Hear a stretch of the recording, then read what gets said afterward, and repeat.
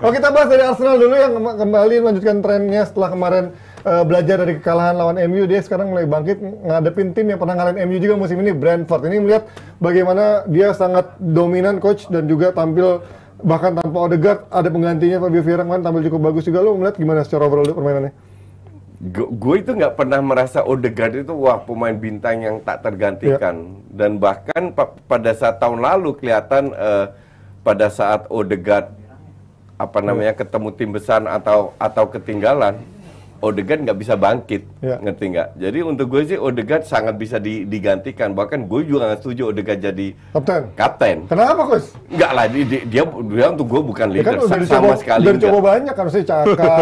Bahkan gue bilang lebih cocok Saliba. Oh, oke. Sebagai even dia juga baru main ya. Even dia baru main, iya kan? Inilah sebuah contoh bahwa Odegaard itu sangat bisa digantikan. Walaupun kalau kita bicara secara skill, secara visi, tetap Odegaard lebih bagus. Cuman etos kerjanya bagusan si Vieira. Jadi Arsenal ini kan kumpulan pemain mediocre, bukan pemain top semua ya kan. Tapi pemain mediocre ini belajar banyak. Dan missing link yang tahun lalu itu ketutup dengan hadirnya Zinchenko, Gapsus sama Saliba. Itu sangat berpengaruh. Ditambah Partey kalau fit. Lokonga sudah lebih bagus dibanding tahun lalu. Sekarang Vieira match kemarin bagus. Saka juga lumayan ya tadi malam ya sebenarnya. Saka karena perannya udah berubah kan, lebih digeser ke depan. Nah, sementara masih ada Carvalho yang belum begitu kelihatan. Ya, sementara Tomiyasu pun sering dicadangin karena dia lebih percaya Ben White. Selama lu menang dan main bagus, yang ada masalah. Yang jadi pertanyaan kan adalah sama MU sudah dibuka nih boroknya Arsenal. Lu bisa nggak antisipasi counter lawan tim yang punya counter bagus? MU itu kan karena pemainnya punya tim yang counter luar biasa, ya kan? 5 tahun terakhir berapa gol mereka cetak dari counter, ya kan? Nah, bisa nggak? Ternyata belum bisa.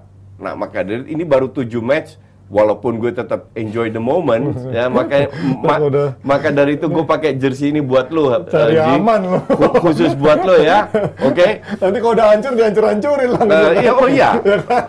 Pasti. Sekarang gue enjoy the moment aja, karena kalau bilang Arteta enggak, belum sama sekali, karena bobroknya itu belum teruji, belum teruji bahwa apakah Arteta bisa mengatasi ini. Nanti ketemu Spurs, nanti ketemu Liverpool, gue mau lihat. Masih di puncak atau enggak? Tapi kan so far lu selalu melihat tim adalah dari sistemnya. So far dari sistemnya Arteta yang udah bangun dari 2 musim terakhir, kan sekarang udah ada progres, kan? Betul. Cuman kan kesalahan atau kekurangan musim lalu itu belum kelihatan. Apakah itu sudah ditambal atau belum? Iya. Itu untuk gue sangat penting. Jadi bukan di rank 1, bukan menang. Gue sebagai fans, of course gue mau menang.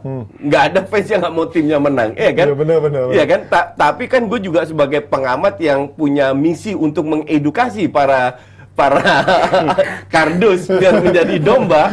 Jadi gue harus objektif kan. Lo takut di PHP sama Arsenal kan kalau dukung kalah lagi. Lo gimana melihat tuh bagaimana Arsenal di bawah Pep Apprentice ini ibaratnya ini musim yang menentuannya dia nih? Tahun ini gue lebih mengikuti Arsenal dibanding tahun-tahun sebelumnya karena ada dokumentasi yang di Amazon itu, Coach. Oh iya, Amazon Prime. Yang menurut gue cukup bagus. Belum nonton.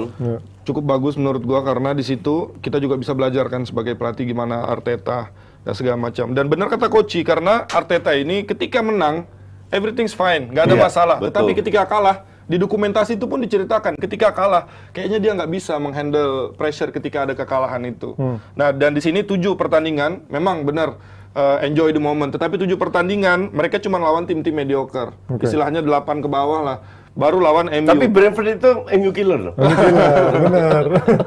MU ya begitu. Tahun lalu juga Arsenal ada kalahnya Brentford. Iya. Match pertama kalah 3-0. Itu di awal. Nah, sekarang menurut gua adalah bagaimana nanti ke depannya Arsenal nanti akan ketemu Spurs, ketemu Liverpool dan juga PSV Eindhoven juga di Europa League. Enggak PSV Makatro.